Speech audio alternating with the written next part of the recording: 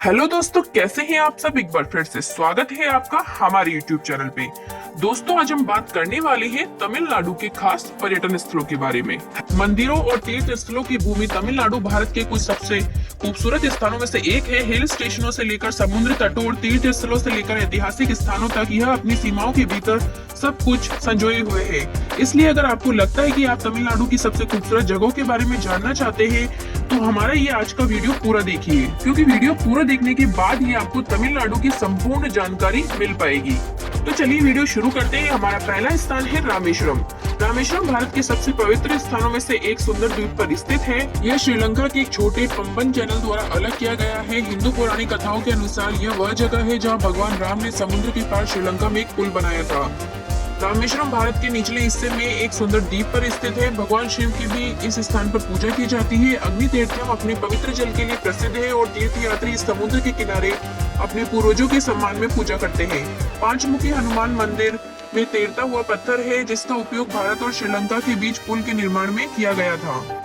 हमारी अगली जगह है चेन्नई। चेन्नई को पहले मद्रास के नाम से जाना जाता था। चेन्नई देश का चौथा सबसे बड़ा शहर है और यह दक्षिण भारत में सबसे लोकप्रिय पर्यटन आकर्षणों में से एक है। चेन्नई एक समृद्ध सांस्कृतिक इतिहास वाला शहर है जो आधुनिक जीवन शैली के साथ अपने विरासत को पूरी तरह से संतुलित किए हुए है। चेन्नई दुनिया का दूसरा सबसे बड़ा समुद्र तट है। चेन्नई में देश के सबसे पुराने मंदिर है जैसे पार्थसारथी मंदिर, कपालेश्वर मंदिर और अष्टलक्ष्मी मंदिर।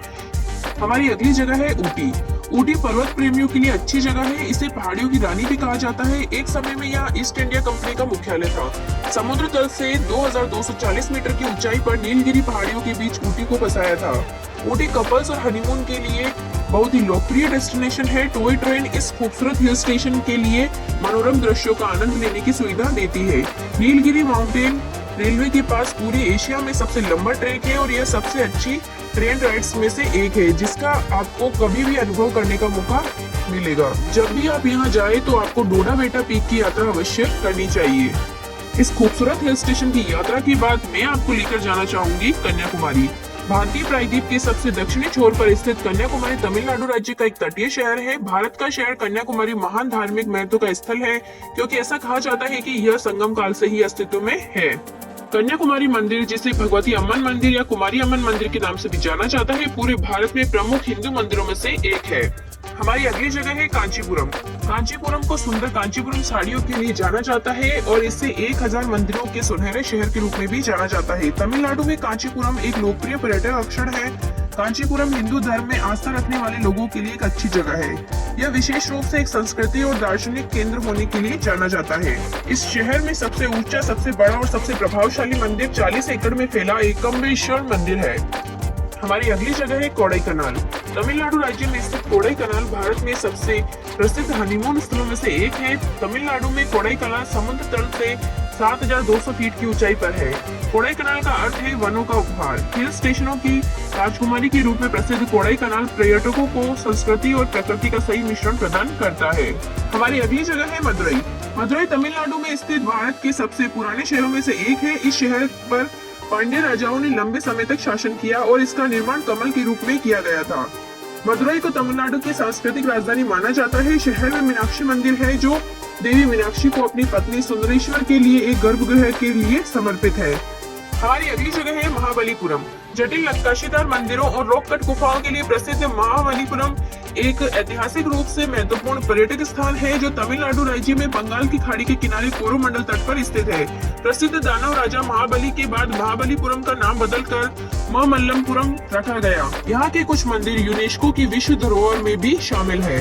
हमारी अगली जगह है यरकौड। यरकौड को गरीब आदमी का ऊटी कहा जाता है। यह तमिलनाडु के सलेम जिले में सुंदर एक छोटा सा खूबसूरत हिल स्टेशन है। यह शेवरोई पहाड़ी की गोद में पूर्वी घाटों में आश्चर्यजनक रूप में बसा हुआ है। झरने से लेकर झीलों, चर्चों से लेकर मंदिरों तक और ट्रेकिंग ट्रेल्स से लेकर व्यू पॉइंट तक इसमें सैकड़ों स्पॉट है जो पर्यटकों को अपनी ओर आकर्षित करते हैं। यदि आप सूर्यास्त और सूर्योदय के सर्वश्रेष्ठ चित्रों को कैप्चर करना चाहते हैं तो एयरपोर्ट जरूर जाएं। ये कोयम्बटूर से लगभग 190 किलोमीटर की दूरी पर स्थित है। हमारी अगली जगह है कोयम्बटूर। तमिलनाडु के सबसे बड़े शहरों में से एक कोयम्बटूर उद्योग, वस्त्र और विनिर्माण का एक प्रमुख केंद्र है और दक्षिण भारत के कई अन्य पर्यटन स्थलों के बीच काफी मशहूर है।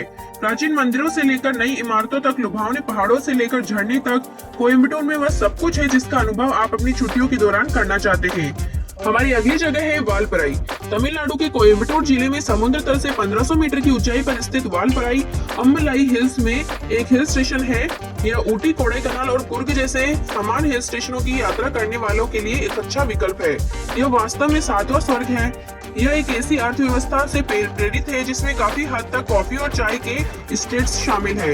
यह रमणीय हिल स्टेशन अपने संपन्न पर्यटन उद्योगों के कारण भी फलता फूलता है। हमारी अगली जगह है येल्लागिरी। वेल्लोर में स्थित एक छोटा सा हिल स्टेशन येल्लागिरी बेंगलोर से सिर्फ 3 घंटे की दूरी पर है। यह 30 वर्ग किलोमीटर में फैला हुआ है और समुद्र तल से 1100 मीटर की ऊंचाई पर येल्लागिरी अपने पर्यटकों को कुछ खूबसूरत डेस्टिनेशंस जैसे कि जलगामपराई फॉल्स, बागों और गुलाबों के बगीचे आदि के खूबसूरत नजारों से रूबरू कराता है। हमारी अगली जगह है तिरुनेलवेली। तिरुनेलवेली कई छोटे शहरों के बीच में एक बड़ा शहर है। यहाँ पर जहाँ घूमने के लिए मंदिर, झरने और भी बहुत कुछ है। यह शहर थामिबरानी नदी के पश्चिमी तट पर स्थित है। हमारी अगली जगह है Mudumalai national park. Mudumalai national park Tamil Nadu के नीलगिरी जिले में कोयम्बटूर से 150 किलोमीटर की दूरी पर स्थित मुदुमलाई वन्य जीव अभ्यारण्य का एक हिस्सा है। यह पश्चिमी घाटों को पूर्वी घाटों से जोड़ता है और इसकी लोकप्रियता का कारण यह है कि यह कई असुरक्षित और लुप्तप्राय जानवरों और पक्षियों की प्रजातियों का घर है। पड़ोसी राज्य केरल और कर्नाटक दोनों की सीमाएं पार्क से सटी हुई है। हमारी अगली जगह है औरविली। पांडिचेरी के केंद्र शासित प्रदेश में औरविली एक छोटी सी बस्ती है। इस सार्वभौमिक टाउनशिप का उद्घाटन 28 फरवरी 1968 को एजेंडे के साथ किया गया था कि यहाँ के लोगों के लिए यह एक जगह होगी जो अपनी जाति, पंथ, राष्ट्रीयता या नस्ल की परवाह किए बिना इसे निर्बाध शिक्षा और प्रगति का केंद्र बनाएगी। यह जगह शांति का प्रतीक है और शांति की तलाश में लोग यहाँ अक्सर आते हैं।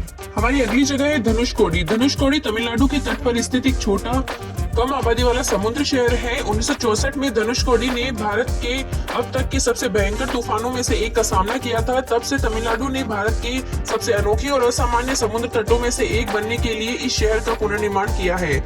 यह छोटा शहर भव्यता और सुंदरता को दर्शाता है। हमारी अगली जगह है कुंभकोणम। दक्षिणी भारत की 2 नदियों कावेरी और अड़साला के बीच बसा हुआ कुंभकोणम तमिलनाडु के तंजावुर जिले में केंद्र में स्थित एक भव्य मंदिर शहर है। यह शहर इतिहास प्रेमियों और भारत की सांस्कृतिक जड़ों को समझने वालों के लिए एक जगह है। यह शहर अपने महान त्योहारों के लिए भी जाना जाता है, जिसे महा तनखा में हर 12 साल में एक बार मनाया जाता है। हमारी अगली जगह है चेट्टीनाड। तमिलनाडु के शिवगंगा जिले में स्थित चेट्टीनाड राज्य की समृद्ध विरासत, कला और भव्य वास्तुकला को प्रदर्शित करता है। चेट्टी एक संस्कृत शब्द है जिसका अर्थ धन है। हमारी अगली जगह है चिदम्बरम।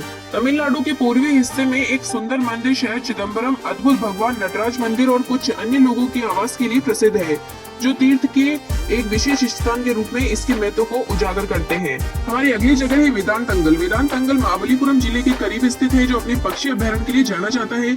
अभ्यारण्य पक्षियों की बहुरूपियों को आकर्षित करता है, जो कि मौसम में बगुलों, चम्मचों, सारस, आइबिसेस और इग्रेट्स से शुरू होते हैं। जब कोई महाबलीपुरम घूमने आता है तो अभ्यारण्य यात्रा के लिए एक अच्छी जगह है। यह आपको स्थानीय लोगों की संस्कृति से रूबरू कराता है। यह देश का सबसे पुराना जल पक्षी अभ्यारण्य है। हमारी अगली जगह है वेल्लोर। तमिलनाडु के उत्तर पूर्वी भाग में एक प्राचीन शहर वेल्लोर पल्लार वेल्लोर नदी के तट पर स्थित है। वेल्लोर की भूमि ने पल्लवों, चोलों, विजयनगर, राष्ट्रकूट, कर्नाटक और ब्रिटिश जैसे कई साम्राज्यों के गौरवशाली दिनों को देखा है। मार्बल्स किले के कारण शहर का एक उपनाम सिटी द फोर्ट है, जो वेल्लोर शहर के केंद्र में स्थित है। हमारी अगली जगह है सलेम। सलेम क्षेत्र के लिहाज से तमिलनाडु का 5वां सबसे बड़ा शहर है। यहाँ कई प्रसिद्ध हिंदू मंदिर है। कोट्टई मरियम्मन मंदिर, सुगनवनेश्वर मंदिर, इंटरनेशनल सोसाइटी फॉर कृष्णा कॉन्सेंशंस। शहर में कई मस्जिदें और चर्च भी है। सलेम राजधानी चेन्नई से 340 किलोमीटर की दूरी पर स्थित है। हमारी अगली जगह है Annamalai tiger reserve. Annamalai tiger reserve, जिसे भारत के दक्षिण में इंदिरा गांधी वन्य जीव अभ्यारण्य और राष्ट्रीय उद्यान के रूप में भी अधिक जाना जाता है, एक अनूठा रिजर्व है जो लंबे समय से पौधों और जानवरों दोनों की प्रजातियों की रक्षा करता है। रिजर्व को आधिकारिक तौर पर वर्ष 2007 में एक टाइगर रिजर्व घोषित किया गया था। अन्नामलाई टाइगर रिजर्व का दौरा किए बिना तमिलनाडु की यात्रा कभी भी पूरी नहीं होगी। बात करें यहाँ के स्पेशल खाने के बारे में तो यहाँ के खाने में चावल, सांभर और 2 प्रकार की सब्जियां, दही और एक अचार होता है। डोसा, इडली, उपमा, परोठा, सांभर, रसम, पोंगल ऐसे व्यंजन हैं जिनसे तमिलनाडु के व्यंजनों की पहचान होती है। अब बात करते हैं कि हम तमिलनाडु कब जाएं।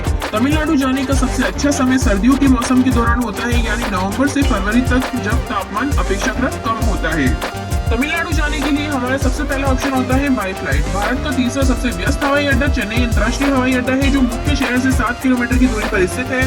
दोनों अंतर्राष्ट्रीय और घरेलू उड़ानें अलग अलग टर्मिनलों पर उतरती है। अंतर्राष्ट्रीय उड़ानें अन्ना टर्मिनल पर पहुंचती है, जबकि कामराज टर्मिनल पर घरेलू उड़ानें।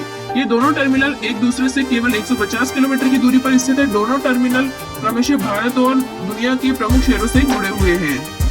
हमारा दूसरा ऑप्शन है बाई ट्रेन। चेन्नई सेंट्रल और चेन्नई एग्मोर 2 मुख्य लंबी दूरी के ट्रेन स्टेशन है। चेन्नई से बेंगलुरु, मुंबई, कोयम्बटूर, दिल्ली, कोचीन, हैदराबाद, कोलकाता और भारत के अधिकांश बड़े शहरों के लिए ट्रेनें हैं। एग्मोर स्टेशन तमिलनाडु के अधिकांश स्थानों और इसके बाहर कुछ महत्वपूर्ण स्थानों को कवर करता है। एग्मोर जाने वाली लंबी ट्रेनें तांबरम और कुछ पेरम्बूर में रुकती है। ये दोनों स्टेशन चेन्नई के उपनगरीय क्षेत्रों में है।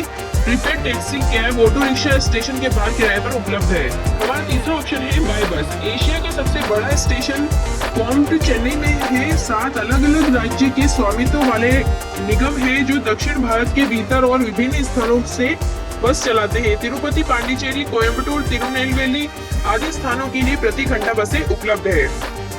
हमारा चौथा ऑप्शन है बाय कार। शहर सड़क मार्ग द्वारा भारत के अन्य हिस्सों से बहुत अच्छी तरह से जुड़ा हुआ है। 5 प्रमुख राष्ट्रीय राजमार्ग कोलकाता, बेंगलुरु, मदुरई, तिरुवल्लुर और पांडिचेरी से चेन्नई पहुंच सकते हैं। तो ये थी हमारी तमिलनाडु की यात्रा। अगर आपको यात्रा अच्छी लगी हो तो वीडियो को लाइक करें, शेयर करें। अगर चैनल पर नए हैं तो चैनल को सब्सक्राइब जरूर करें, ताकि मेरे ऐसे ही नए वीडियोस आपको देखने को मिलते रहे। फिर मिलेंगे एक नए वीडियो के साथ, तब तक के लिए धन्यवाद।